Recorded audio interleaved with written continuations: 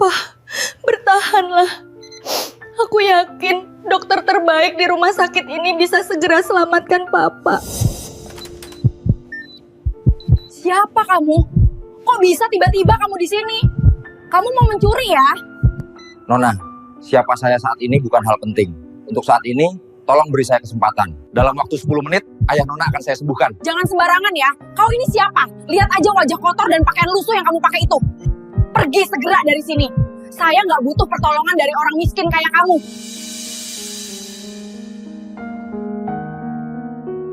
Assalamualaikum warahmatullahi wabarakatuh. Bayangkan, di sebuah rumah sakit besar, seorang wanita CEO muda menangis di samping tempat tidur ayahnya yang tengah kritis dan koma.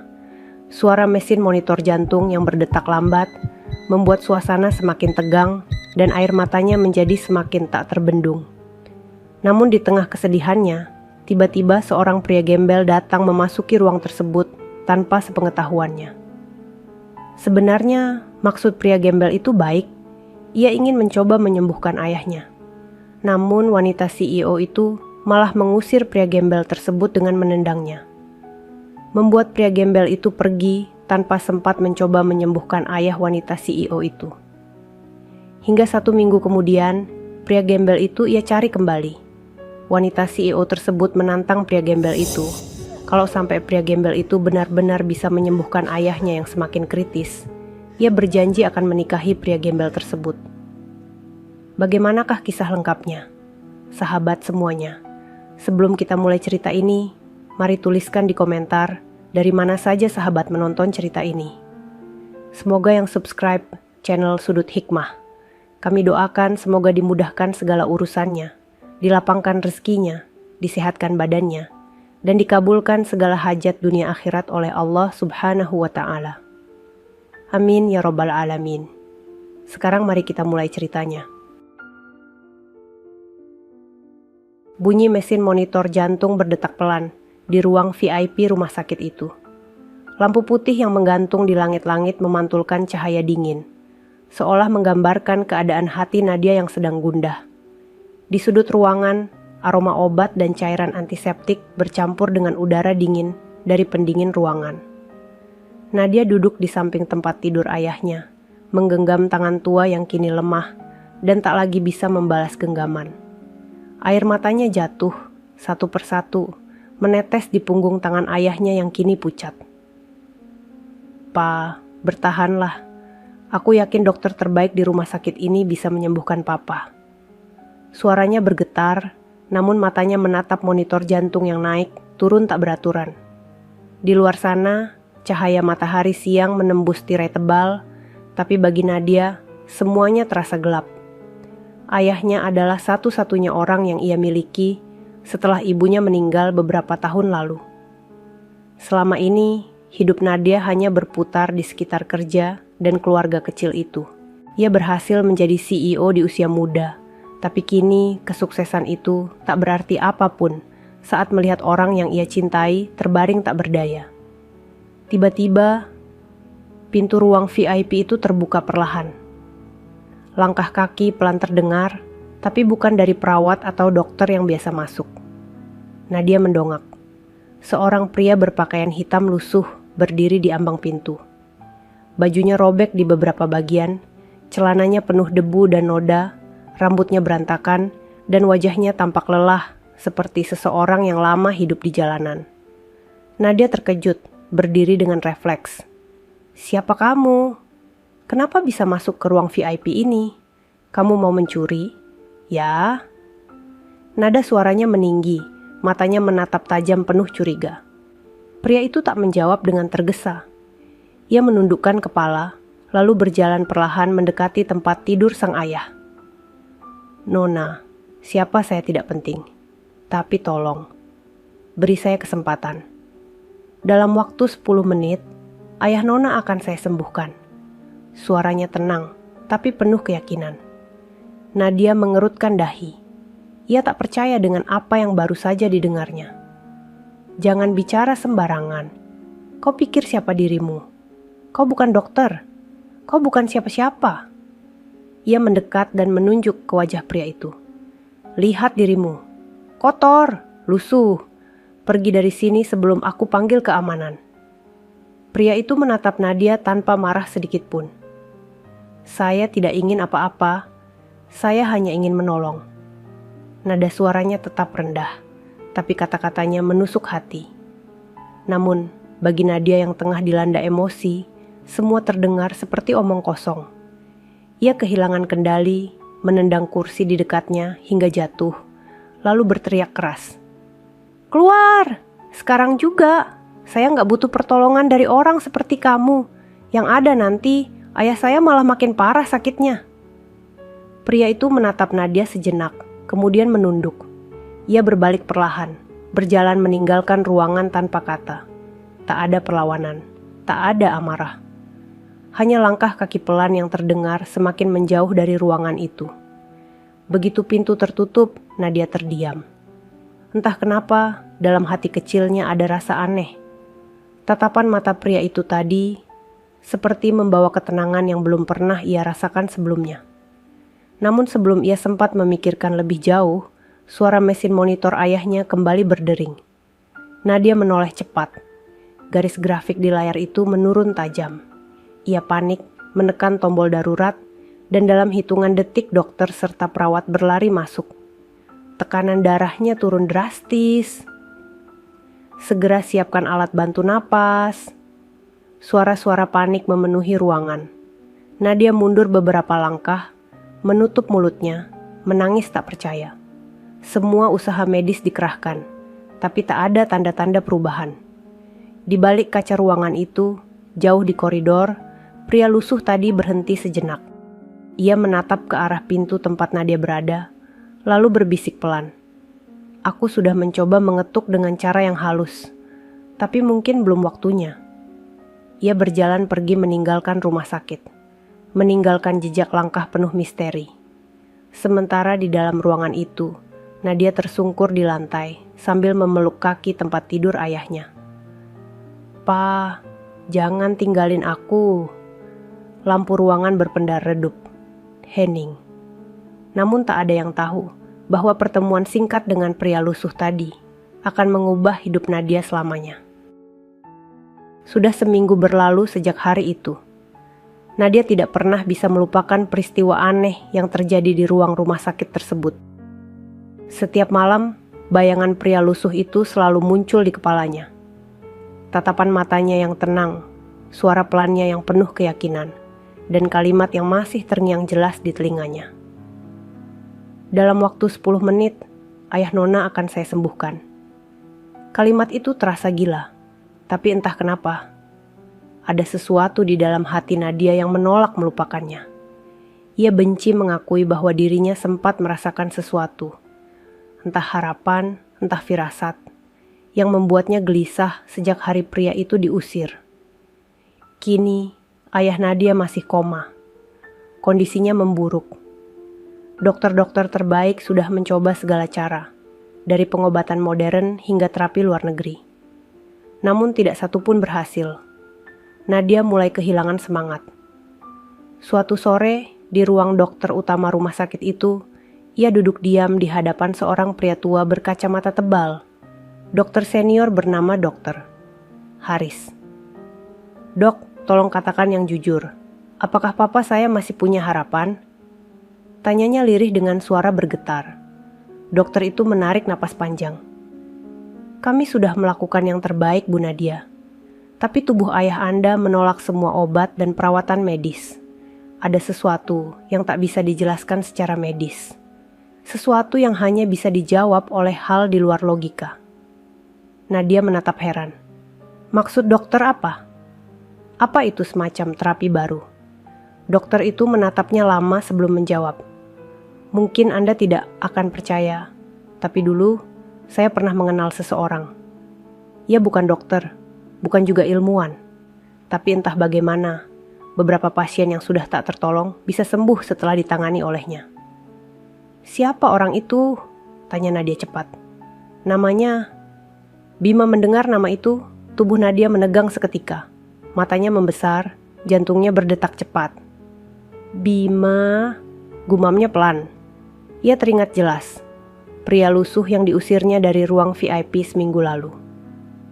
Pria yang mengaku bisa menyembuhkan ayahnya hanya dalam 10 menit. Dokter itu melanjutkan, "Kalau Anda ingin mencoba, saya akan bantu mencarinya. Tapi hati-hati, dia orang yang sulit ditemukan. Tidak punya alamat, tidak punya identitas, hidup berpindah-pindah. Terakhir kali saya dengar, dia sering membantu orang di sekitar terminal lama, memberi pengobatan herbal dan doa kepada orang-orang yang miskin." Nadia terdiam lama. Di matanya kini bercampur rasa bersalah, takut, dan bingung. Ia menatap keluar jendela, melihat langit senja yang mulai memerah. Mungkinkah dia orang yang sama? Bisiknya dalam hati. Sore itu juga Nadia meninggalkan rumah sakit. Ia menyamar dengan pakaian sederhana, menutupi wajahnya dengan masker dan kerudung. Ia menyusuri gang-gang sempit di belakang terminal kota, mencari seseorang bernama Bima.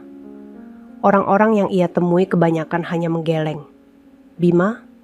Oh, kalau yang suka bantu orang sakit itu, kadang ada di lapak jamu tua di pojokan sana," kata seorang ibu pedagang asongan.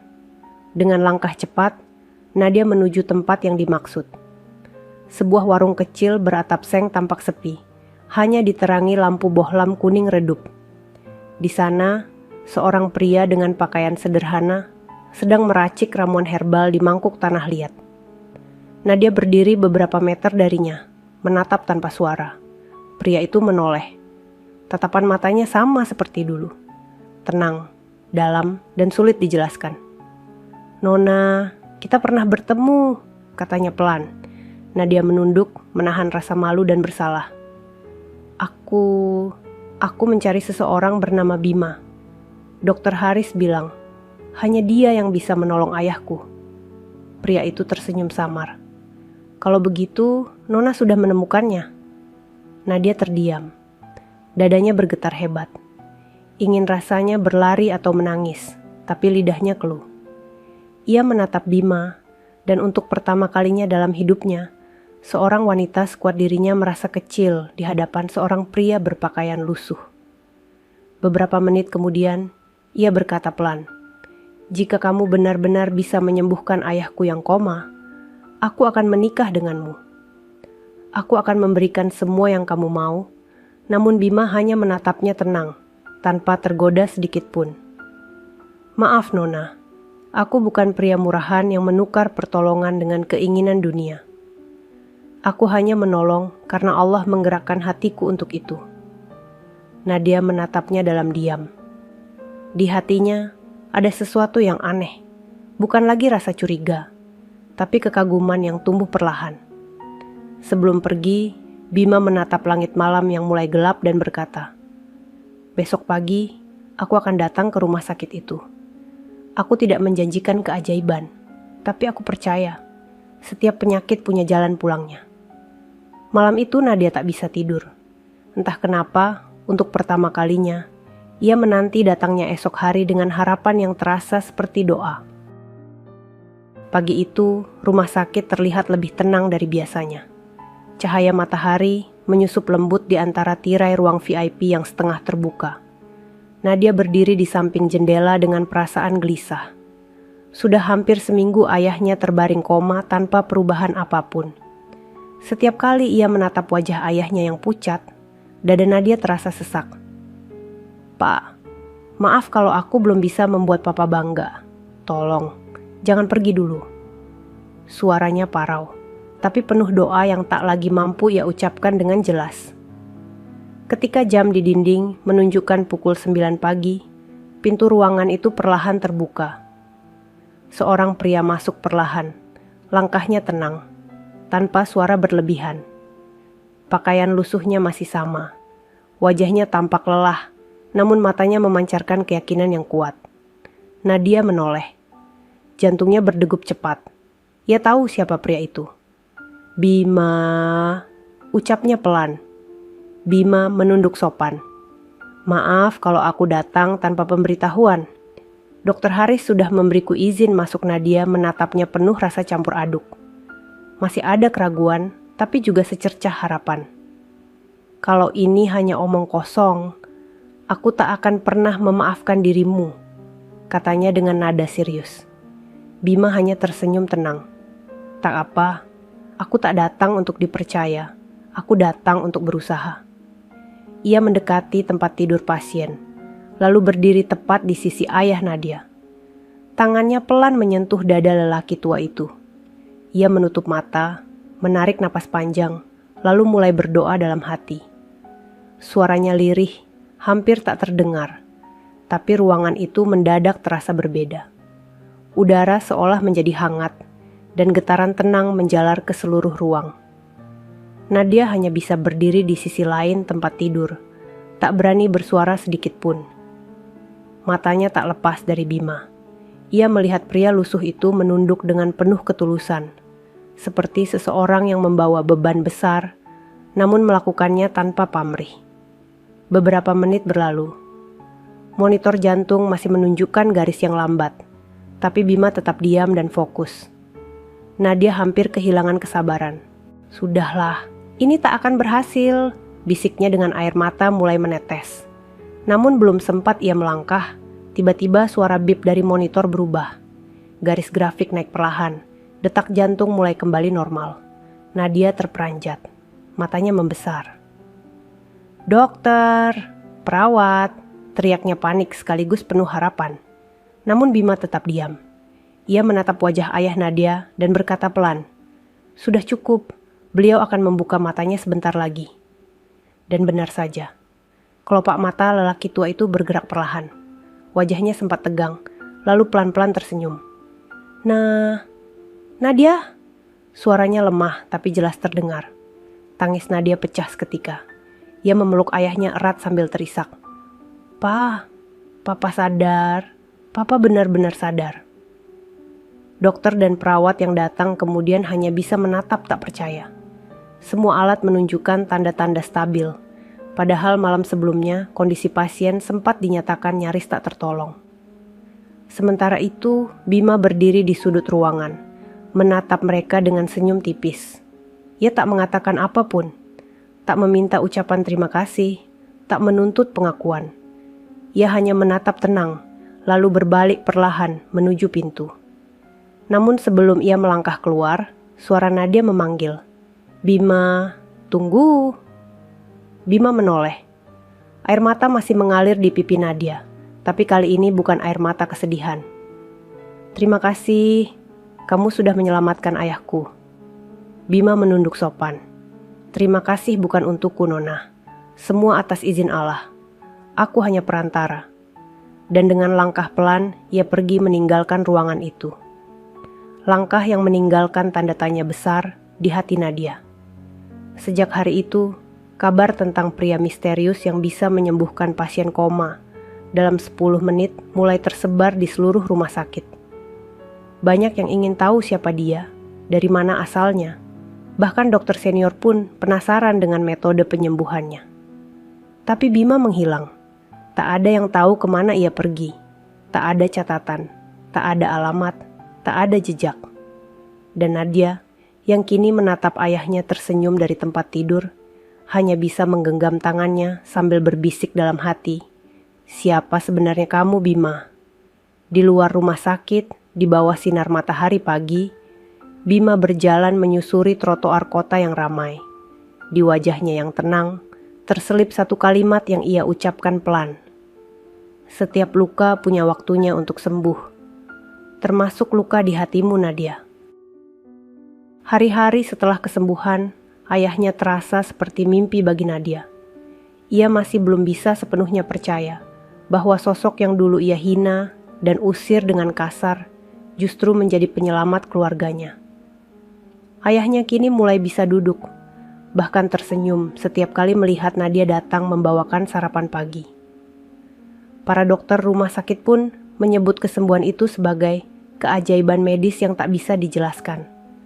Tapi di dalam hati Nadia, ia tahu, itu bukan sekadar keajaiban, itu adalah pertolongan yang datang lewat seorang pria bernama Bima. Namun kelegaan itu belum benar-benar menenangkan hatinya.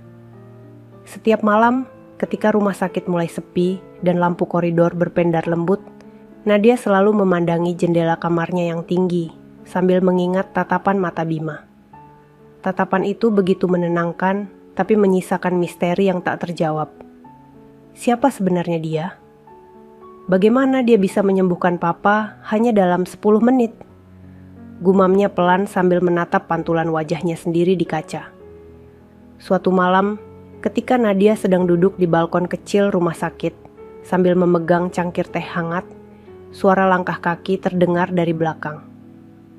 Nadia, ia menoleh dan senyumnya langsung merekah. Papa, kenapa keluar malam-malam begini? Kan papa belum boleh banyak bergerak. Ayahnya tersenyum kecil, mengenakan jaket tipis yang menutupi tubuhnya yang masih lemah. Papa cuma ingin lihat bintang. Sudah lama papa nggak bisa menikmati malam seperti ini. Nadia menggandeng tangan ayahnya agar duduk di kursi. Namun beberapa saat kemudian, ayahnya berkata dengan nada pelan, Nadia, waktu papa masih di antara sadar dan tidak, papa mendengar suara seseorang, suara laki-laki yang menenangkan. Ia berdoa dengan lembut, menyebut nama Allah berkali-kali. Papa tidak tahu apakah itu mimpi, tapi setelah itu, tiba-tiba papa merasa sangat ringan, dan papa bisa membuka mata. Mendengar itu, Nadia terdiam, dadanya bergetar hebat. Pa, suara itu pasti Bima, bisiknya. Ayahnya menatap lembut. Kalau benar dia yang menyembuhkan papa, temui dia lagi, nak. Ucapkan terima kasih yang sepatutnya. Orang seperti itu tidak datang 2 kali dalam hidup seseorang. Keesokan paginya, Nadia pun berangkat mencari Bima lagi.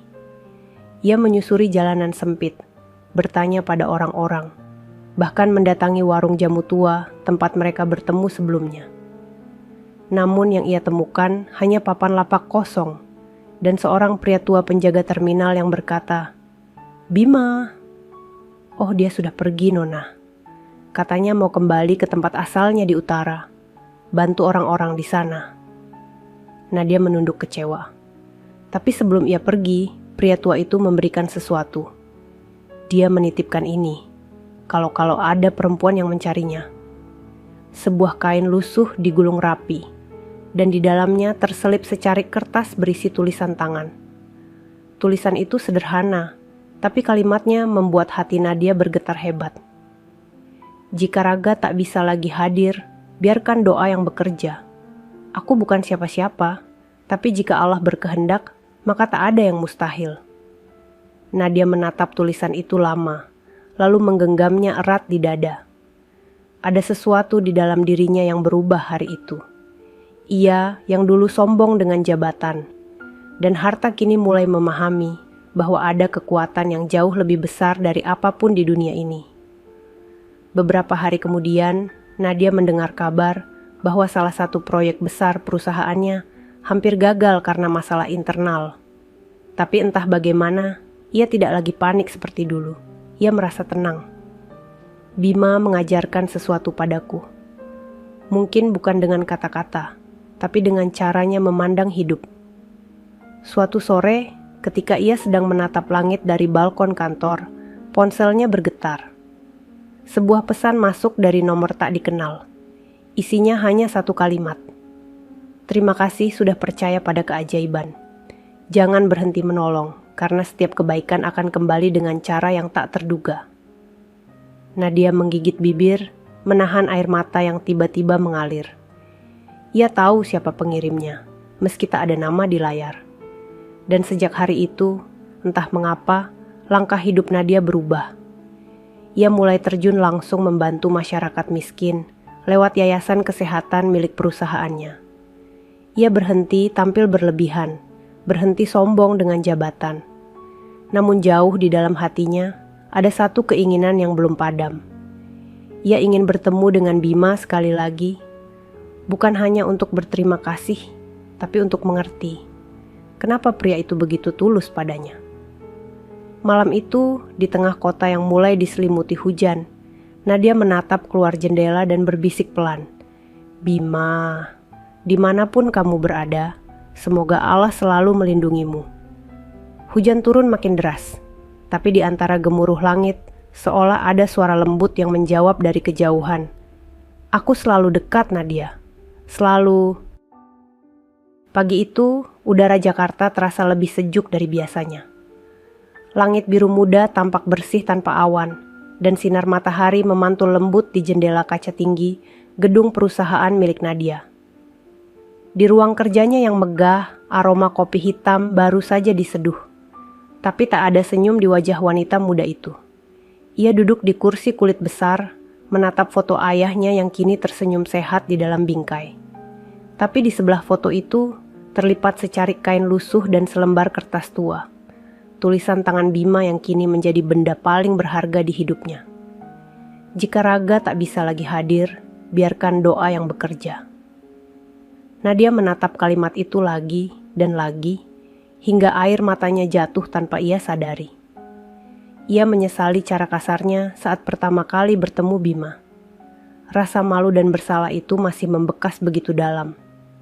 Setiap malam, pikirannya selalu kembali pada momen ketika pria lusuh itu berdiri dengan tenang di ruang VIP rumah sakit, meminta waktu 10 menit untuk menyembuhkan ayahnya. Nadia masih bisa mendengar suaranya, masih bisa melihat mata yang penuh keyakinan itu. Namun yang paling sulit ia lupakan adalah tatapan Bima ketika menolak janjinya.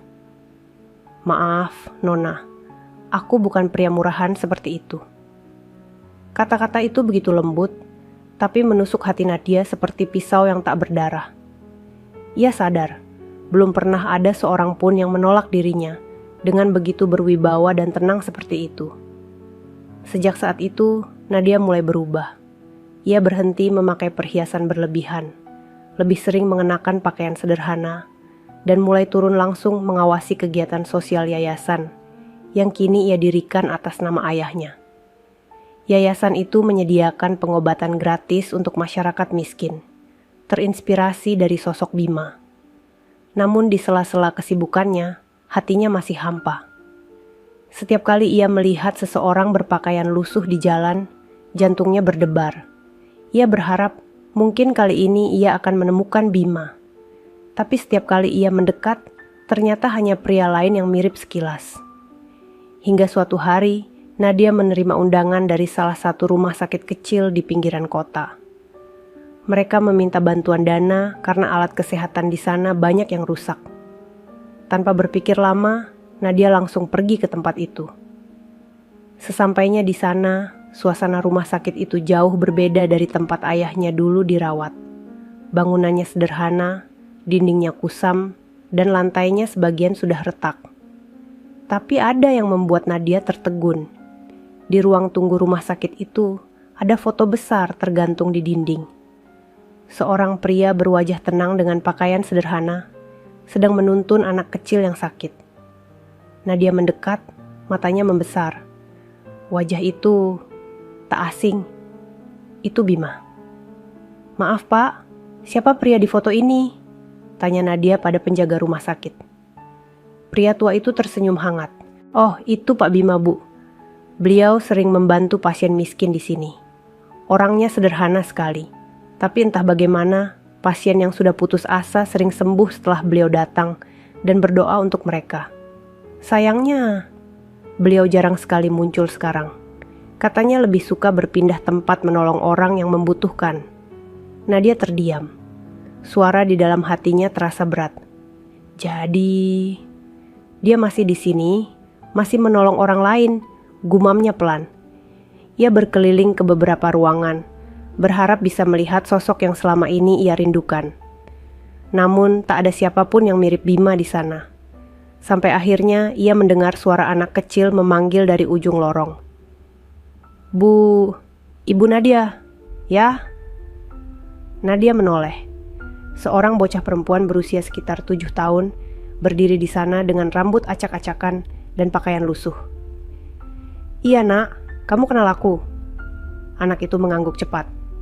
"Kata Kak Bima, kalau aku sembuh, aku harus kasih ini ke Ibu Nadia." Gadis kecil itu mengeluarkan sebuah gelang dari saku celananya. Gelang sederhana dari anyaman benang coklat, tapi di ujungnya ada huruf kecil bertuliskan nama N. Nadia memegang gelang itu dengan tangan bergetar. Kak Bima bilang apa, Nak? Anak itu tersenyum polos.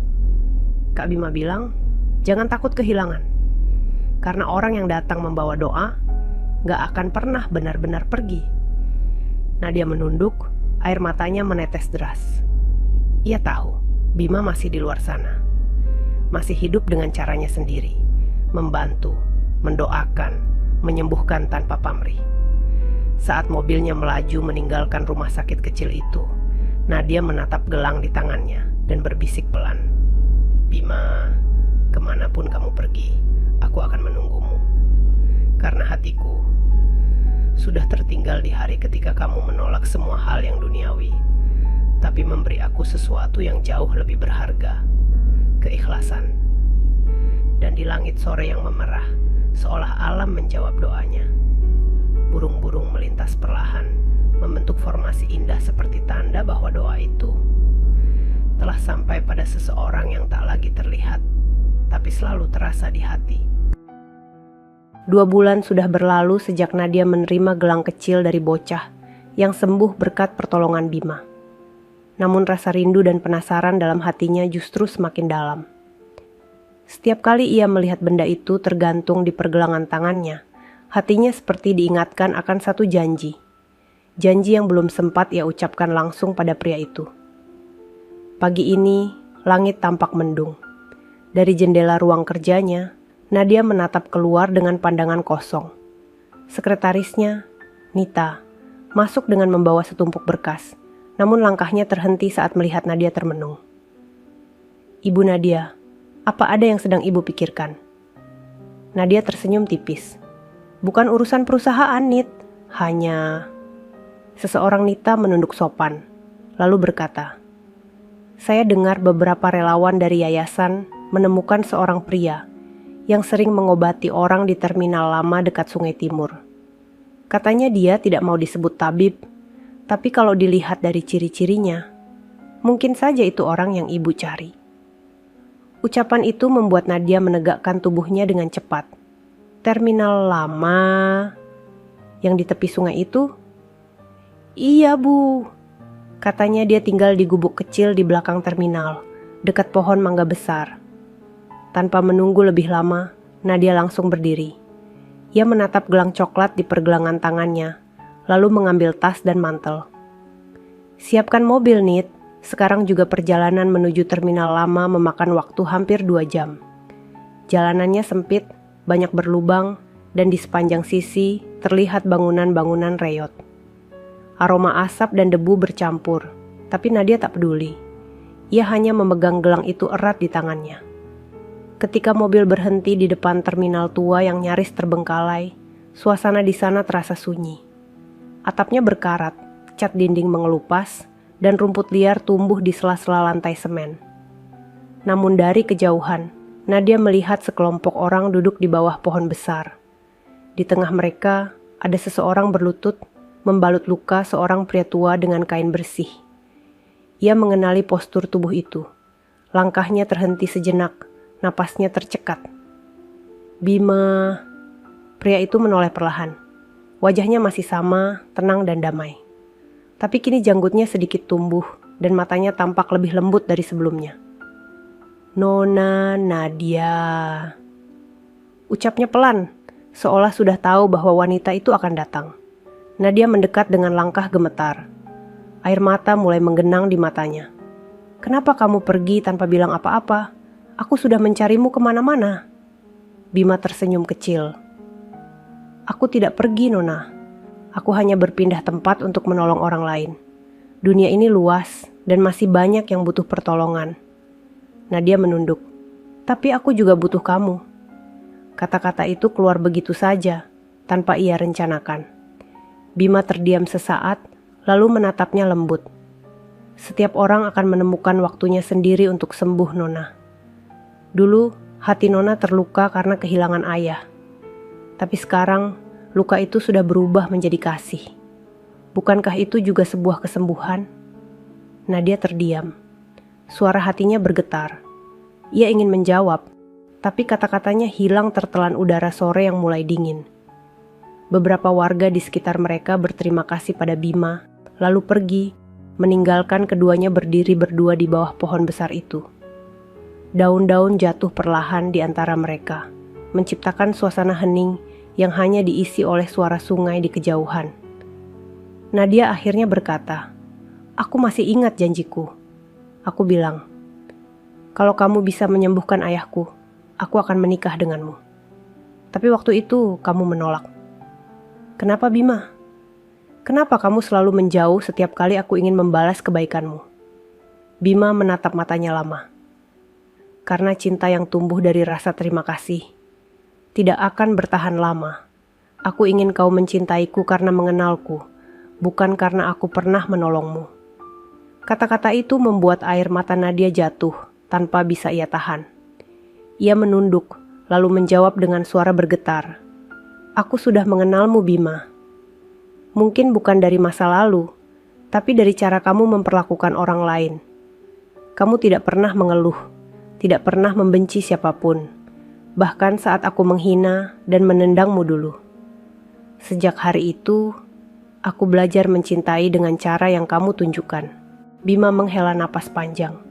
"Kalau begitu, tunggulah. Jika hatimu benar-benar yakin, aku akan datang kepadamu lagi. Tapi bukan sebagai seorang gembel, melainkan sebagai seseorang yang pantas mendampingimu." Nadia mengangkat wajahnya, matanya basah oleh air mata.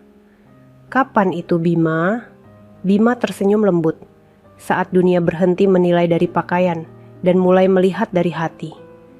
Ia melangkah pergi perlahan, meninggalkan Nadia yang masih berdiri di bawah pohon itu dengan dada bergetar hebat. Hujan mulai turun rintik-rintik, membasahi tanah dan bahunya yang gemetar. Tapi di balik hujan itu, senyumnya tipis. Ia tahu, Bima tidak benar-benar pergi. Langit sore semakin gelap dan angin membawa aroma tanah basah. Nadia menatap ke arah tempat pria itu menghilang dan berbisik, "Bima, aku akan menunggumu. Berapapun lama waktunya." 4 bulan berlalu sejak Nadia terakhir kali bertemu Bima di bawah pohon besar di terminal lama. Sejak hari itu, ia terus menjalankan hidupnya dengan semangat yang berbeda. Ia tak lagi hidup hanya untuk bisnis dan ambisi, melainkan untuk membantu sesama. Yayasan miliknya berkembang pesat, membuka cabang di beberapa kota. Banyak orang miskin yang terbantu, banyak anak yatim yang mendapat pendidikan gratis. Tapi meski hidupnya kini dipenuhi kebaikan, ada satu ruang kosong di dalam hatinya yang tak pernah benar-benar terisi. Setiap kali menatap langit sore, Nadia teringat sosok pria lusuh itu. Matanya, suaranya, cara ia bicara dengan penuh ketenangan. Semua melekat kuat dalam ingatan. Suatu hari, Nadia mendapat undangan dari salah satu rumah sakit besar tempat ayahnya dulu dirawat. Mereka mengadakan acara penghargaan untuk yayasan yang paling aktif membantu bidang kesehatan masyarakat. Dan tanpa diduga, Nadia menjadi salah satu penerimanya. Malam itu, ia datang mengenakan gaun sederhana berwarna biru lembut. Rambutnya disanggul rapi dan senyum lembut menghiasi wajahnya.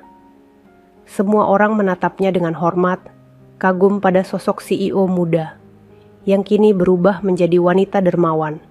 Acara berjalan lancar. Namun di tengah sambutan seorang dokter senior di atas panggung, tiba-tiba lampu ruangan redup sesaat, dan begitu cahaya kembali menyala, mata Nadia menangkap sosok yang berdiri di sisi ruangan. Seorang pria berpakaian putih sederhana, wajahnya bersih, dengan rambut sedikit panjang dan tatapan mata yang sangat dikenalnya. Napas Nadia tertahan. Dunia seolah berhenti berputar. "Bima," gumamnya pelan. Ia tidak yakin. Penampilannya kini jauh berbeda. Tidak lagi lusuh, tidak lagi kotor. Ia tampak seperti pria terhormat. Tapi mata itu, hanya mata itu, yang tak mungkin ia salah kenali. Setelah acara selesai, Nadia bergegas mencari pria itu di antara kerumunan. Namun sosoknya menghilang. Ia menelusuri koridor, menatap ke setiap sudut, hingga akhirnya menemukan seseorang berdiri di balkon luar gedung. Menghadap langit malam cahaya, lampu taman menerangi wajahnya. Benar, itu dia. Tanpa pikir panjang, Nadia berlari mendekat. "Bima," serunya dengan suara bergetar. Pria itu menoleh pelan, lalu tersenyum. Sudah lama sekali, Nona Nadia. Nadia mendekat, menatapnya lekat-lekat. Kenapa kamu berubah seperti ini? Di mana kamu selama ini? Bima menjawab tenang. Aku tidak berubah, Nadia. Aku hanya kembali pada diriku yang sebenarnya. Ia menatap langit sejenak, lalu melanjutkan. Dulu aku memilih hidup sederhana agar bisa lebih dekat dengan orang-orang yang membutuhkan. Tapi kini, sudah saatnya aku melanjutkan tanggung jawabku yang tertunda. Nadia mengerutkan dahi. Tanggung jawab? Bima menatapnya dalam. Aku bukan sekadar pengobat jalanan seperti yang kau pikirkan dulu. Aku adalah pewaris dari lembaga pengobatan spiritual terbesar di Jawa Tengah. Tempat yang dulu aku tinggalkan karena kecewa pada dunia yang terlalu mencintai uang dan kehormatan. Tapi setelah bertemu denganmu, aku belajar bahwa masih ada hati baik yang bisa berubah menjadi cahaya. Nadia menutup mulutnya, matanya membesar. Jadi, kamu... Bima tersenyum kecil. Ya Nadia, aku bukan siapa-siapa dulu, tapi kini aku kembali menjadi Bima yang seharusnya. Dan alasan aku kembali hari ini adalah untuk menepati janjiku. Nadia terdiam. Air matanya mulai menetes. Janji yang mana? Bima melangkah pelan, mendekat. Janji untuk datang kepadamu bukan sebagai seorang gembel, tapi sebagai seseorang yang pantas mendampingimu. Kata-kata itu menghantam jantung Nadia seperti petir. Tangisnya pecah seketika. Ia menatap pria di depannya itu dengan mata berkaca-kaca. Bima, aku menunggumu setiap hari. Aku berdoa agar Allah mempertemukan kita lagi. Dan sekarang kamu benar-benar datang. Bima menatapnya dengan penuh ketulusan. Aku datang bukan untuk mengambil kebahagiaanmu, Nadia. Aku datang untuk melengkapinya hening sejenak. Angin malam berhembus lembut, membawa aroma bunga dari taman bawah. Nadia menunduk, lalu berkata dengan suara pelan. Aku tidak peduli siapa kamu sekarang, Bima. Aku mencintaimu bukan karena itu. Aku mencintaimu karena caramu membuatku mengerti arti hidup. Bima menatapnya lama, lalu mengangguk perlahan. Maka izinkan aku memintamu untuk menjadi bagian dari hidupku. Nadia menatapnya tak percaya. Maksudmu? Bima tersenyum. Nadia, maukah kamu menikah denganku? Air mata Nadia tak terbendung. Ia mengangguk pelan sambil menutup mulut menahan tangis. Ya, Bima. Ya, 1000 kali ya, Bima tersenyum hangat. Ia menunduk sedikit dan berkata, terima kasih. Aku sudah menunggu waktu ini sejak pertama kali melihatmu menangis di sisi ayahmu. Malam itu, di bawah cahaya lampu taman yang lembut, dua insan yang dulu terpisah oleh kesalahpahaman, akhirnya dipertemukan kembali oleh takdir yang penuh keajaiban. Dan Nadia tahu, penantian panjangnya telah berakhir. Namun tanpa ia sadari, perjalanan cintanya dengan Bima baru saja dimulai. Karena setelah pernikahan itu nanti, akan ada ujian yang jauh lebih besar menanti mereka. Ujian tentang cinta, keikhlasan, dan pengorbanan. Beberapa minggu setelah malam di balkon itu, kabar pertunangan antara Nadia dan Bima menjadi pembicaraan di banyak kalangan. Tidak hanya di lingkungan bisnis, tapi juga di kalangan masyarakat biasa, yang dulu mengenal Bima sebagai sosok misterius, yang sering membantu orang sakit tanpa meminta imbalan. Namun bagi Nadia, semua omongan itu tidak berarti apa-apa. Yang ia tahu, ia mencintai pria itu bukan karena asal-usulnya, tapi karena ketulusan yang tak pernah ia temukan sebelumnya. Setiap hari terasa berbeda. Setiap waktu bersama Bima membuat dunia seolah lebih hangat. Suatu sore, mereka duduk berdua di teras rumah sederhana di pinggiran kota, tempat Bima kini tinggal. Rumah itu kecil, tapi bersih, dikelilingi kebun bunga yang ditanam Bima sendiri. Kenapa kamu lebih memilih tinggal di sini, padahal kamu bisa saja hidup di rumah besar seperti orang lain? Tanya Nadia sambil menatap matahari sore yang mulai turun. Bima tersenyum tipis, karena ketenangan bukan datang dari besar rumahnya, tapi dari damainya hati yang tinggal di dalamnya. Nadia memandangnya lama. Ada sesuatu dalam kata-kata itu yang membuat dadanya bergetar. Ia tahu, pria di depannya ini bukan sekadar penyembuh, tapi juga seseorang yang mengajarkan makna hidup dengan caranya yang sederhana. Beberapa hari kemudian, Nadia mengajak Bima mengunjungi ayahnya di rumah besar keluarga mereka.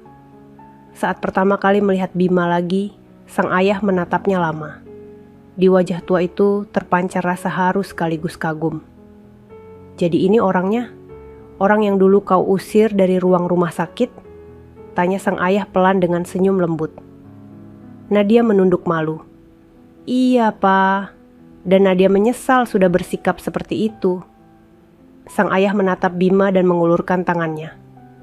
"Terima kasih, Nak, sudah menolongku waktu itu. Aku tidak tahu apa yang bisa kulakukan untuk membalasnya." Bima menggenggam tangan itu dengan penuh hormat. "Tak perlu terima kasih, Pak. Semua hanya karena pertolongan Allah. Saya hanya perantara kecil yang diberi kesempatan." Air mata sang ayah menetes. Ia menepuk bahu Bima dengan lembut. "Kalau begitu, aku titip anakku padamu. Bimbing dia agar tak tersesat dalam kesombongan lagi." Hari itu menjadi hari yang penuh haru. Namun di tengah kebahagiaan itu, ada sesuatu yang berbeda pada wajah Bima. Ia tampak sering menatap jauh keluar jendela, seolah menyembunyikan sesuatu yang tak ingin ia ucapkan. Malamnya, Nadia mendapati Bima duduk sendirian di taman, memandangi langit malam yang bertabur bintang. "Kamu kenapa? Seharian ini kamu diam saja?" tanya Nadia lembut sambil duduk di sebelahnya. Bima tersenyum tipis. "Aku hanya berpikir, Nadia.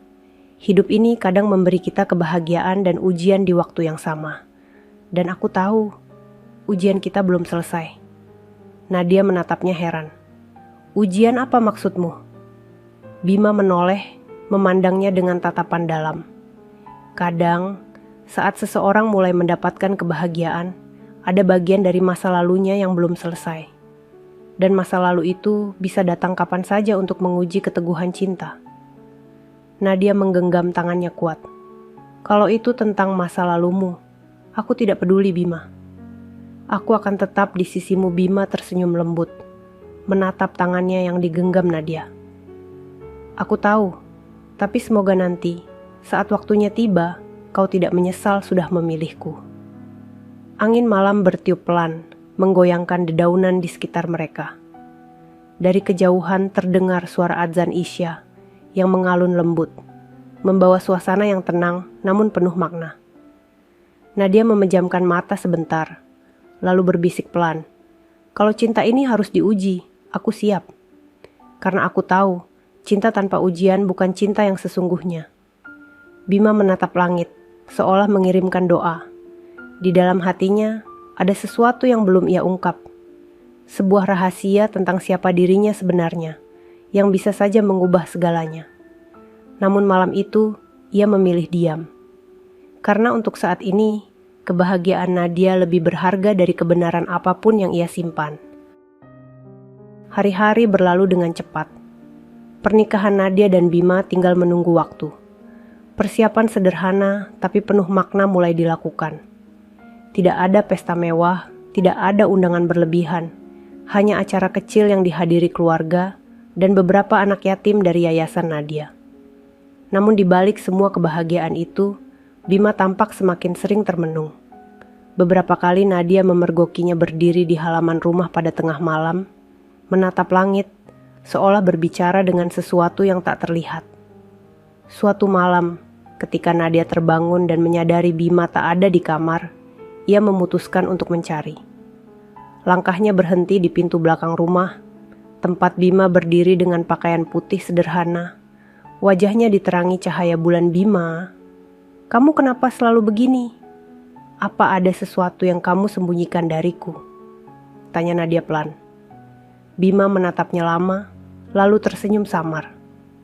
Setiap manusia punya masa lalu, Nadia, dan kadang masa lalu itu bukan sesuatu yang mudah diceritakan. Nadia menggenggam tangannya. "Aku istrimu, Bima. Kalau ada yang harus ku ketahui, katakanlah. Aku tidak akan pergi. apapun itu. Bima menghela napas dalam, menatap matanya dengan lembut tapi penuh kesedihan. Aku akan cerita, tapi janji, setelah kau tahu, jangan benci aku. Nadia mengangguk pelan. Aku janji. Bima menatap ke langit sebentar, lalu mulai bercerita. Dulu, aku bukan siapa-siapa, tapi juga bukan gembel seperti yang kau lihat waktu pertama kali kita bertemu. Aku adalah seorang penyembuh di bawah bimbingan ayahku. Seorang tabib besar yang mengabdikan hidupnya untuk menolong masyarakat kecil. Tapi ketika ayah meninggal, lembaga pengobatan itu diambil alih oleh pamanku yang tamak. Ia menjual pengobatan dengan harga tinggi dan menolak orang miskin.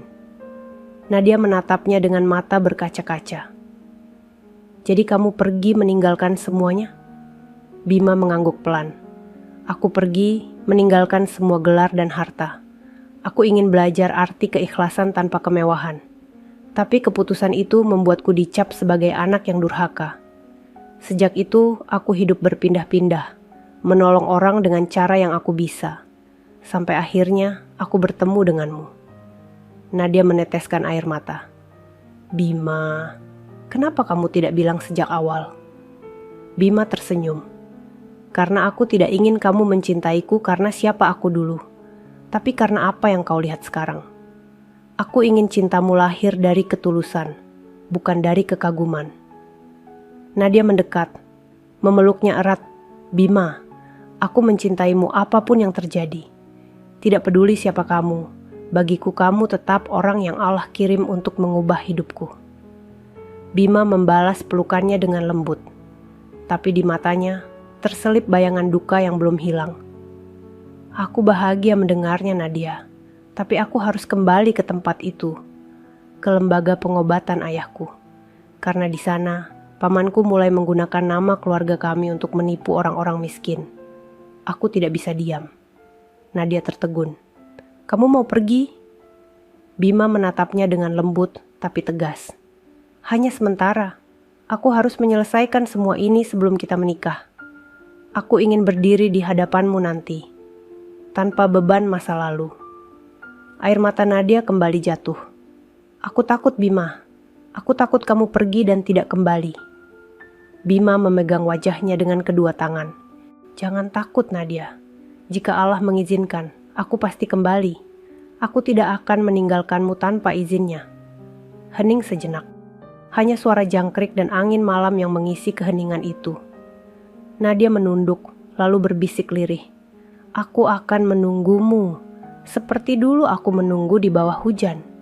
Bima tersenyum lembut. Dan kali ini, aku berjanji, aku akan kembali sebelum hujan berhenti. Malam itu menjadi malam terakhir mereka sebelum perpisahan. Ketika pagi datang, Bima berangkat dengan langkah tenang, meninggalkan rumah kecil itu. Nadia berdiri di teras, melihat punggungnya menjauh hingga menghilang di tikungan jalan angin berhembus lembut, membawa daun jatuh di sekelilingnya. Dan entah kenapa, di hati Nadia muncul rasa yang sulit dijelaskan, campuran antara harapan, cinta, dan ketakutan yang samar. Hari-hari terasa lambat sejak kepergian Bima. Rumah kecil itu kini sepi. Tidak ada lagi suara langkahnya di pagi hari. Tidak ada lagi senyum hangat yang menyambut Nadia saat ia pulang dari kantor. Setiap sudut rumah menyimpan kenangan, dan setiap kenangan membuat hatinya semakin berat. Sudah 2 minggu, Bima tidak memberi kabar. Nadia berusaha menenangkan diri dengan bekerja dan berdoa, tapi kegelisahan itu terus tumbuh. Setiap malam ia duduk di dekat jendela, menatap gelang coklat yang kini mulai pudar warnanya. Ia mengusapnya perlahan sambil berbisik, "Ya Allah, lindungi dia. Jaga langkahnya, jangan biarkan apapun menyakitinya." Suatu sore, Nadia menerima kunjungan tak terduga. Seorang pria tua berpakaian rapi datang ke rumahnya, membawa map berwarna coklat. "Permisi, saya mencari Ibu Nadia," katanya sopan. "Saya sendiri. Bapak siapa?" "Saya asisten dari lembaga pengobatan tempat Bima dulu tinggal. Nama saya Raden Arsa." Nadia langsung berdiri. "Bima, bagaimana kabarnya? Apa dia baik-baik saja?" Pria tua itu menunduk dalam. Itulah yang ingin saya bicarakan. Ada hal yang harus ibu tahu. Sejak datang ke sana, Bima menghadapi banyak penentangan. Pamannya tidak suka ia kembali, apalagi setelah Bima membongkar kebusukan lembaga itu yang ternyata menjual obat palsu dengan nama ayahnya. Nadia menatapnya dengan mata membesar. Obat palsu? Raden Arsa mengangguk. Ya, Bima mencoba memperbaiki nama baik keluarganya. Tapi 2 hari lalu, kami kehilangan kontak dengannya. Kami khawatir sesuatu terjadi. Wajah Nadia memucat. Lututnya melemas hingga ia harus berpegangan pada meja agar tidak jatuh. Tidak, itu tidak mungkin. Dia janji akan kembali. Dia berjanji. Pria tua itu menunduk dalam.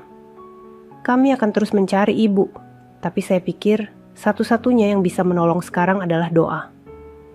Setelah pria itu pergi, rumah terasa begitu sunyi. Nadia berjalan perlahan menuju kamar, mengambil sajadah, dan sujud lama di atas lantai dingin. Air matanya menetes tanpa suara. Ya Allah, jangan ambil dia dariku. Jika cinta ini ujian, maka kuatkan aku untuk melewatinya. Tapi jangan biarkan aku kehilangan dia tanpa sempat mengucap terima kasih. Malam itu, angin berhembus lembut melalui jendela terbuka. Di kejauhan, terdengar petir kecil, tanda hujan akan turun. Nadia terpejam, mencoba merasakan kehadiran Bima lewat getaran di hatinya. Dan entah hanya perasaan atau benar adanya, di antara suara hujan pertama yang jatuh di atap rumah, terdengar suara lembut yang memanggil namanya. Nadia. Ia menoleh cepat.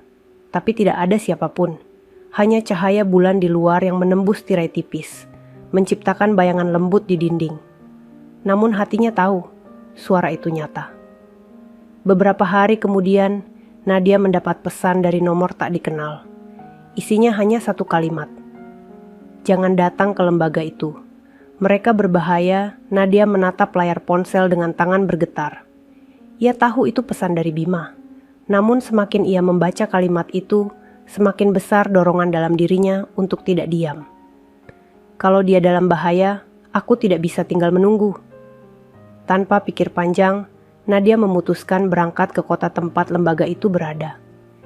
Ia hanya ditemani sopir dan 2 relawan yayasan yang ia percaya. Perjalanan panjang melalui jalan pegunungan membuat suasana semakin menegangkan. Hujan turun deras, kilat menyambar langit gelap, dan udara dingin menusuk kulit. Setibanya di depan gedung tua bertuliskan, Pusat Pengobatan Warisan Nusantara. Nadia turun dengan hati berdebar. Bangunan itu megah tapi suram, seperti tempat yang menyimpan rahasia kelam. Dari balik pagar besi tinggi, terdengar suara beberapa orang yang sedang berbicara keras. Salah satunya menyebut nama Bima. Nadia mendekat, bersembunyi di balik tembok dan mencoba mendengarkan. Anak itu terlalu banyak tahu, kata seorang pria berperut besar dengan nada marah. Kita tidak bisa biarkan dia keluar hidup-hidup. Nadia menutup mulutnya dengan tangan, menahan teriakan. Tubuhnya gemetar hebat. Ya Allah, jangan biarkan aku terlambat. Ia tahu, malam itu nasib orang yang paling ia cintai sedang berada di ujung bahaya. Langit di atas kota kecil itu diselimuti awan tebal. Petir menyambar di kejauhan, menimbulkan cahaya putih yang sesekali menerangi gedung tua bertuliskan Pusat Pengobatan Warisan Nusantara. Hujan turun deras, menimpa kaca mobil yang Nadia tumpangi. Ia duduk di kursi depan dengan jantung berdegup kencang. Tangannya gemetar, tapi matanya menatap lurus ke arah bangunan itu. Di sampingnya, sopir dan 2 relawan yayasan menatap cemas. Ibu, apa yakin mau masuk ke sana? Tempat itu dijaga ketat, ujar salah satu dari mereka. Nadia mengangguk pelan. Bima ada di dalam. Aku tidak akan pergi sebelum menemukannya. Tanpa banyak bicara, ia membuka pintu mobil dan berlari menembus hujan. Suara langkahnya tenggelam oleh derasnya air yang menghantam tanah. Ia menyusuri sisi gedung yang sepi, mencari celah untuk masuk. cahaya dari dalam gedung redup. Dari celah jendela kaca buram, ia melihat beberapa pria berjubah gelap sedang berbicara di ruangan besar. Di tengah mereka, seseorang duduk di kursi dengan tangan terikat. Wajahnya tertunduk, tapi Nadia mengenali sosok itu. Itu Bima. Matanya terbelalak, napasnya tercekat. Ya Allah, bisiknya lirih. Ia segera mencari jalan masuk lain. Di sisi belakang, ia menemukan pintu besi kecil yang setengah terbuka. Dengan hati-hati ia mendorongnya, menahan napas agar tak menimbulkan suara bau obat dan tanah lembab bercampur di udara. Lorong yang sempit dan gelap terbentang di depannya. Sambil menahan rasa takut, Nadia berjalan pelan, menyusuri lorong itu hingga menemukan pintu kayu tua. Dari balik pintu, ia mendengar percakapan. Dia sudah menandatangani surat pernyataan untuk menyerahkan seluruh hak atas lembaga ini. Suara seorang pria tua terdengar dingin. Bima menjawab pelan, meski suaranya serak. Aku tidak akan menandatangani apapun. Aku tidak akan biarkan nama ayahku kau nodai. Tiba-tiba terdengar suara tamparan keras. Nadia menutup mulut menahan jeritannya. Air matanya mengalir deras tanpa ia sadari. Berani sekali kau melawanku, Bima. Kau pikir orang-orang akan percaya pada pengemis yang mengaku keturunan tabib besar? Bima terdiam. Hanya suara napasnya yang berat terdengar di antara hujan di luar. Tanpa berpikir panjang, Nadia mendorong pintu itu hingga terbuka lebar. Semua orang di ruangan itu terkejut. Lepaskan dia, teriaknya dengan suara yang bergetar tapi tegas. Beberapa pria berpakaian hitam langsung berbalik, menatapnya dengan wajah terkejut. Tapi Nadia tidak mundur. Ia melangkah masuk, berdiri di depan Bima dengan tubuh gemetar, tapi tatapan penuh keberanian. Kalau kalian berani menyentuhnya lagi, aku akan pastikan seluruh dunia tahu apa yang kalian lakukan di sini.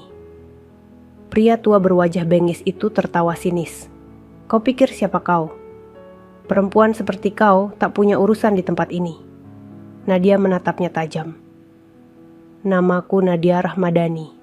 Aku CEO dari Rahmadani Group, sekaligus penyandang dana yayasan yang selama ini kalian tipu. Sekali lagi kalian sentuh dia, aku pastikan tempat ini tutup selamanya. Suasana ruangan mendadak tegang. Para penjaga saling pandang, ragu untuk bergerak. Saat itu juga, dari luar terdengar sirene keras. Beberapa mobil polisi berhenti di depan gedung. Raden Arsa, pria tua yang dulu datang ke rumah Nadia, turun bersama beberapa petugas. Pria tua bengis itu panik. Siapa yang memanggil mereka? Bima, dengan wajah lemah tapi tersenyum, berkata pelan. Aku. Matanya menatap Nadia dengan penuh kasih. Aku tahu kau akan datang, Nadia. Tapi aku juga tahu aku harus menyelesaikan semuanya dengan caraku. Polisi segera masuk, membekuk orang-orang yang terlibat. Sementara Nadia berlari mendekat, memeluk Bima yang masih duduk di kursi dengan tangan terikat. Bima, kenapa kamu tidak kabur? Kenapa harus menanggung semua ini sendiri? Bima membalas pelukannya dengan suara lemah. Karena kalau aku lari, mereka akan terus menipu orang lain. Aku harus mengakhirinya, sekali untuk selamanya. Nadia menangis di bahunya. Aku takut kehilanganmu. Bima menatapnya dengan mata lembut. Kau tak akan pernah kehilanganku, Nadia. Karena setiap kali kau berdoa, aku ada di dalamnya. Hujan di luar semakin deras. Polisi membawa para pelaku keluar gedung Raden Arsa, datang membantu membuka ikatan di tangan Bima. Semua sudah selesai, nak. Kau telah menepati amanah ayahmu. Bima menatap Nadia. Tidak, belum selesai. Aku masih punya satu janji yang belum kutepati. Nadia menghapus air matanya. Janji apa? Bima tersenyum tipis. Janji untuk menikahimu, Nadia. Setelah malam ini, aku ingin hidup sederhana bersamamu. Tanpa rahasia, tanpa rasa takut. Air mata Nadia jatuh lagi. Tapi kali ini bukan karena sedih. Ia tersenyum di tengah tangisnya. Dan aku akan menunggumu sampai semua luka ini sembuh. Malam itu, hujan terus turun deras. Tapi di hati mereka berdua, badai justru mereda. Dalam diam dan pelukan yang hangat, mereka tahu, apapun yang terjadi, cinta mereka sudah ditempa oleh ujian yang tak bisa dipisahkan oleh apapun selain takdir. Pagi menjelang setelah malam penuh ketegangan itu. Hujan berhenti, menyisakan aroma tanah basah yang menenangkan. Di luar gedung tua yang kini dikepung aparat, sinar matahari pelan-pelan muncul di balik awan Bima, duduk di atas tangga depan gedung, mengenakan jaket tipis yang diberikan polisi. Nadia duduk di sampingnya, memegangi tangan pria itu erat-erat. Keduanya diam lama, menikmati udara pagi yang tenang setelah badai semalam Bima, menatap ke langit yang mulai cerah. Lucu, ya. Dulu aku pikir aku akan mati di tempat ini. Tapi ternyata, justru disinilah aku merasa hidup lagi. Nadia memalingkan wajah, menatapnya dengan mata yang masih basah. Aku hampir kehilanganmu semalam, Bima. Kalau aku datang terlambat beberapa menit saja. Suara Nadia bergetar, kalimatnya terhenti. Bima memegang tangannya. Tapi kau tidak terlambat. Kau datang tepat saat aku butuh alasan untuk tetap bertahan. Hening. Hanya suara angin pagi yang melintas di antara pepohonan di sekitar gedung tua itu. Beberapa polisi masih sibuk di dalam, mencatat barang bukti dan memeriksa ruangan. Sementara beberapa warga yang penasaran mulai berdatangan dari kejauhan. Raden Arsa mendekati mereka, membawa 2 gelas air mineral. Minumlah dulu, kalian berdua. Kalian sudah melalui malam yang berat. Nadia tersenyum kecil. Terima kasih Pak Arsa. Kalau bukan karena Bapak yang memanggil polisi, mungkin kami berdua tidak akan duduk di sini sekarang. Pria tua itu tertawa pelan. Ah, bukan saya yang memanggil Bu Nadia. Yang mengirim lokasi ke polisi itu Bima sendiri. Dia sudah mempersiapkan semuanya jauh-jauh hari. Nadia menoleh ke arah Bima. Jadi, kamu sudah tahu semua ini akan terjadi? Bima menatapnya lembut. Aku tahu mereka tidak akan tinggal diam setelah aku mengungkap penipuan itu. Tapi aku juga tahu, kalau aku tidak berani melawan sekarang, nama ayahku akan selamanya tercoreng. Aku hanya tidak ingin menambah bebanmu. Air mata Nadia jatuh lagi. Ia menunduk, lalu berbisik lirih. Kalau memang beban, biarkan aku memikulnya bersamamu, Bima. Aku tidak mau kamu menanggung semuanya sendiri lagi. Bima menatapnya dalam, kau tidak tahu betapa berartinya ucapanmu, Nadia. Suasana di antara mereka kembali hening. Tapi kali ini, keheningan itu tidak menyesakkan. Justru ada ketenangan di dalamnya. Beberapa jam kemudian, mereka kembali ke kota. Di dalam mobil, Nadia bersandar di bahu Bima. Sementara jalanan berliku dipenuhi kabut tipis. Ia memejamkan mata, merasa damai untuk pertama kalinya setelah sekian lama.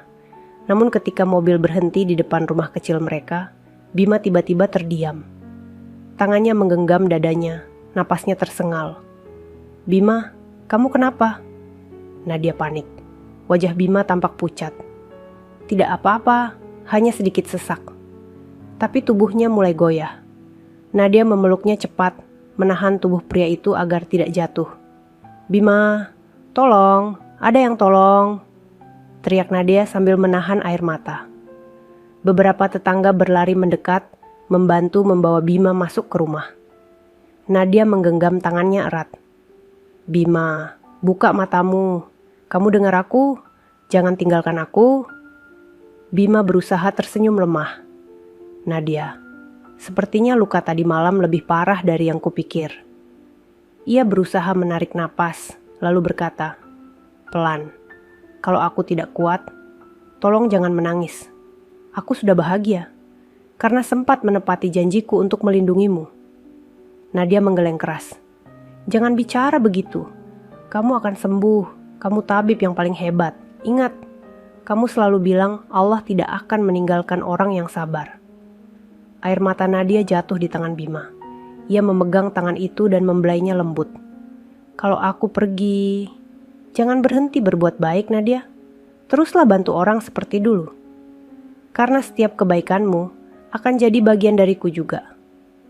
Napasnya mulai melemah, tapi sebelum benar-benar menutup mata, Bima berbisik lirih, "Aku mencintaimu, bukan karena dunia, tapi karena Allah."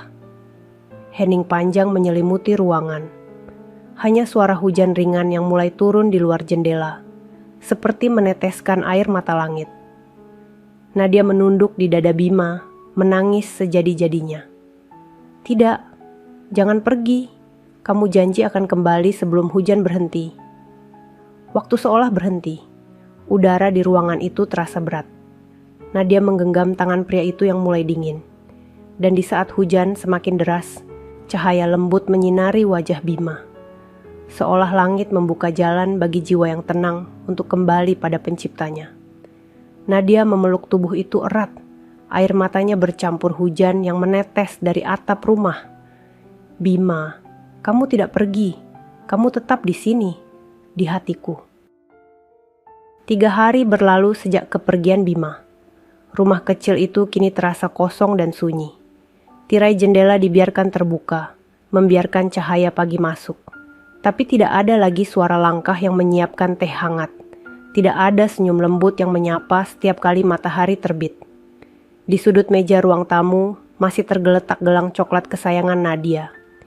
Gelang yang dulu diberikan seorang anak kecil atas nama Bima. Kini warnanya semakin pudar, tapi Nadia tidak pernah melepasnya dari tangannya. Hari itu ia duduk di halaman rumah, menatap bunga-bunga yang dulu ditanam Bima. Daun-daunnya bergoyang tertiup angin lembut. Setiap hembusannya seperti membawa kenangan air mata Nadia mulai jatuh tanpa ia sadari. "Kenapa kamu pergi secepat ini, Bima? Padahal aku baru saja tahu artinya cinta yang sebenarnya."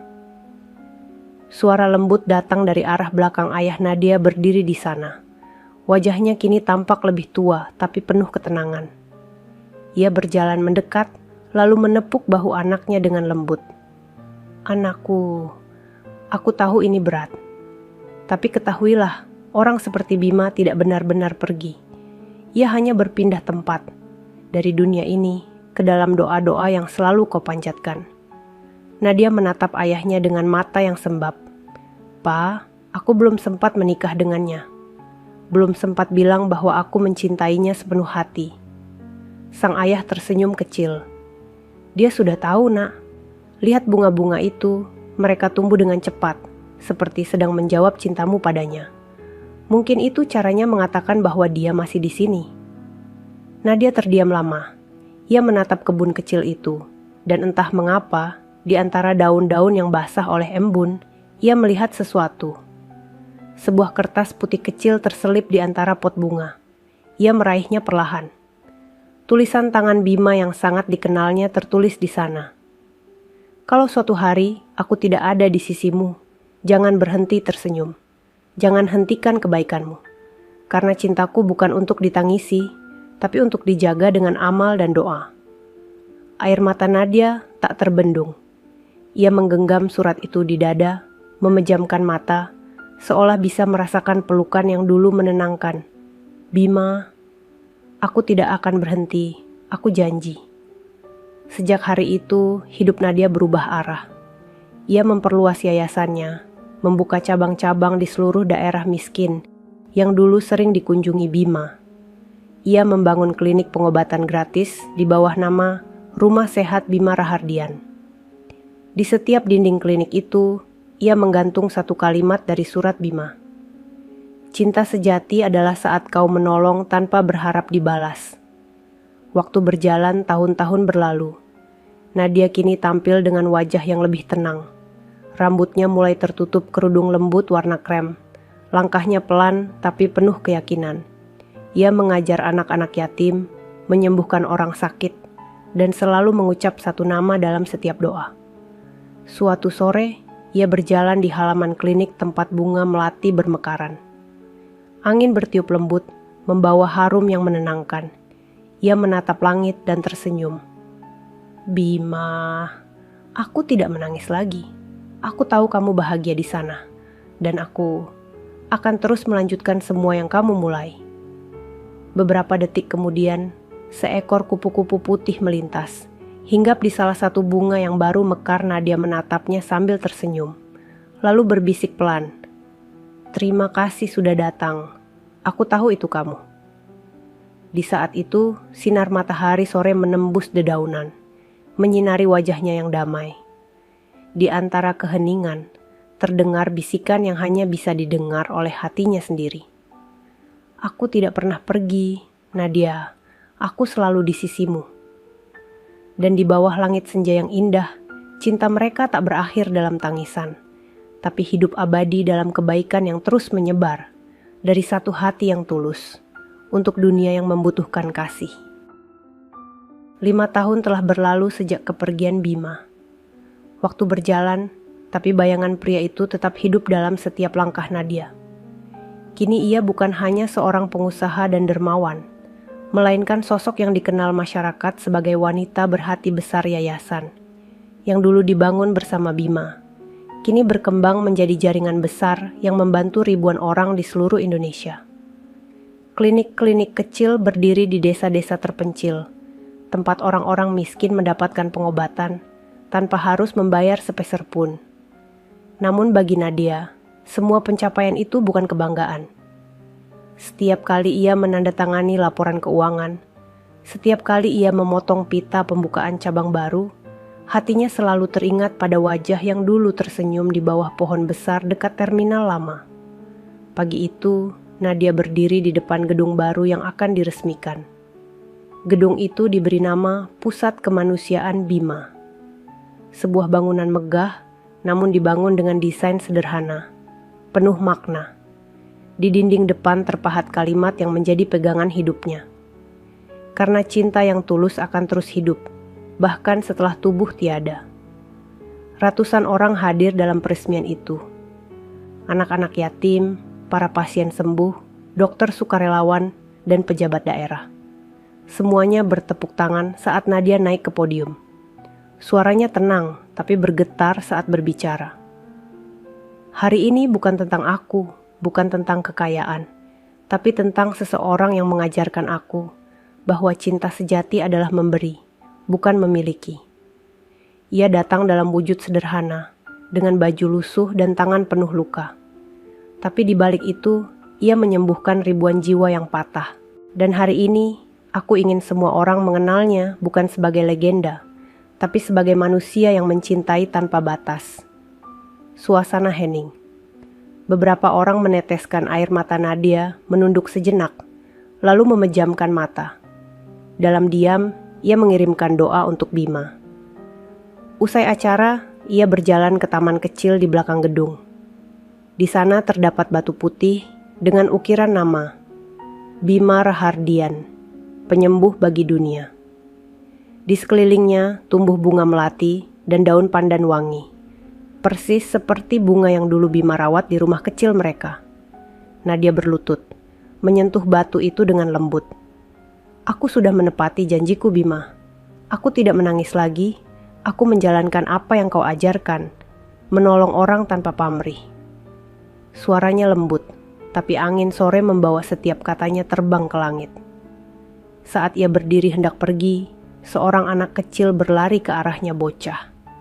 Laki-laki berusia sekitar 7 tahun, berpakaian seragam putih sekolah, memeluk kaki Nadia dengan senyum lebar. "Bu Nadia, aku sembuh. Aku gak sakit lagi," kata dokter. "Aku bisa sekolah lagi mulai minggu depan." Nadia tersenyum, mengelus kepala bocah itu. "Alhamdulillah, kamu anak kuat. Jangan lupa rajin belajar ya." Anak itu mengangguk, lalu mengeluarkan sesuatu dari sakunya. Sebuah gelang kecil dari benang coklat. "Aku nemu ini di depan klinik, kayaknya punya ibu." Nadia menatap gelang itu lama. Hatinya bergetar. Ia tahu gelang itu gelang pertama yang diberikan Bima melalui seorang anak kecil bertahun-tahun lalu. Tapi, bagaimana bisa gelang itu muncul lagi sekarang? Ia tersenyum dengan air mata yang menetes pelan. "Terima kasih, Nak. Boleh ibu simpan?" Anak itu mengangguk polos, lalu berlari pergi. Nadia menggenggam gelang itu di dada, menatap langit yang mulai berwarna keemasan. "Bima, Setiap kali aku merasa lelah, Allah selalu kirim tanda darimu. Dan kali ini, tanda itu datang lewat anak kecil itu. Aku tahu kamu masih di sini, menjaga aku seperti dulu. Langit senja menebarkan cahaya lembut, dan angin berhembus pelan di antara pepohonan melati. Suara daun bergesekan, menciptakan harmoni yang tenang, seolah alam ikut berbisik. Aku tidak pergi, Nadia. Aku hanya menunggu di sisi lain. Nadia tersenyum sambil memejamkan mata. Di antara rasa kehilangan yang kini berubah menjadi kekuatan, ia tahu satu hal pasti. Cinta sejati bukan tentang memiliki seseorang, tapi tentang menghidupkan kebaikannya agar tetap bernafas di dunia. Dan cinta Bima akan terus hidup dalam setiap napas yang dihembuskan oleh mereka yang tertolong. Senja turun perlahan di atas kota. Langit berwarna jingga keemasan, seperti lembar surat terakhir yang ditulis waktu. Dari balkon rumahnya yang menghadap ke taman, Nadia berdiri mengenakan gamis putih sederhana. Di tangannya tergenggam gelang coklat yang sudah mulai rapuh. Ia memandang bunga-bunga yang mekar di halaman, mawar, melati, dan kenanga. Semuanya tumbuh subur seperti hati yang telah disembuhkan oleh waktu. Di setiap hembus angin, ia merasa ada yang menyapanya lembut, seolah semesta ikut berbicara. Hari ini genap 7 tahun sejak kepergian Bima. Dan seperti kebiasaan tiap tahun, Nadia mengadakan doa bersama di taman belakang pusat kemanusiaan Bima. Anak-anak yatim, dokter relawan, serta para pasien yang pernah ditolong datang membawa senyum. Tak ada air mata, tak ada kesedihan, hanya rasa syukur. Mereka duduk melingkar, membaca ayat-ayat suci dengan khusyuk. Nadia menatap mereka dari kejauhan, lalu menunduk sambil berbisik, "Bima, aku tidak pernah sendiri. Doamu masih hidup di hati semua orang ini." Seusai doa bersama, seorang perawat muda menghampiri Nadia membawa surat Bu. Surat ini baru dikirim pagi tadi. Tidak ada pengirim, tapi ada tulisan tangan di sampulnya. Nadia menerimanya dengan alis berkerut. Tulisan di luar amplop itu tampak familiar. Jemarinya gemetar saat membuka lembarannya. Di dalamnya hanya ada beberapa baris kalimat, dengan tinta hitam yang sedikit pudar. "Jika suatu saat kau membaca ini, berarti waktu telah lama berjalan. Jangan tangisi masa lalu. Hidupkanlah aku lewat senyummu, lewat kebaikanmu, dan lewat setiap doa yang kau kirim dalam sunyi." Aku tak pernah jauh, Nadia. Aku hanya berpindah tempat, dari dunia yang kau lihat, ke tempat yang hanya bisa dirasakan oleh hati yang tulus. Air mata Nadia jatuh perlahan. Bukan karena sedih, tapi karena haru. Ia menatap langit, lalu tersenyum. "Kau benar, Bima. Aku tak lagi sedih, karena setiap langkahku kini adalah doa untukmu." Malam pun datang dengan tenang. Setelah semua tamu pulang, Nadia berjalan sendirian di taman. Cahaya bulan memantul di genangan air, menciptakan bayangan yang lembut. Di tengah taman itu berdiri patung kecil bertuliskan, "Cinta adalah penyembuh segala luka."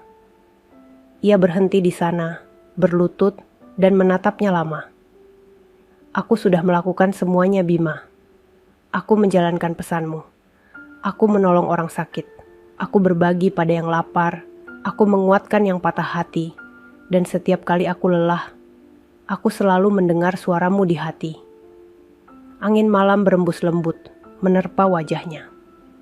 Dan dari arah pohon melati, seolah terdengar suara samar. Suara yang begitu dikenalnya, "Kau telah membuatku bangga, Nadia." Nadia tersenyum sambil menatap ke langit. "Dan kau telah membuatku mengerti bahwa cinta sejati tidak pernah berakhir, hanya berubah wujud menjadi doa yang tak henti-henti." Ia berdiri perlahan, melangkah ke arah bangku taman di bawah pohon besar.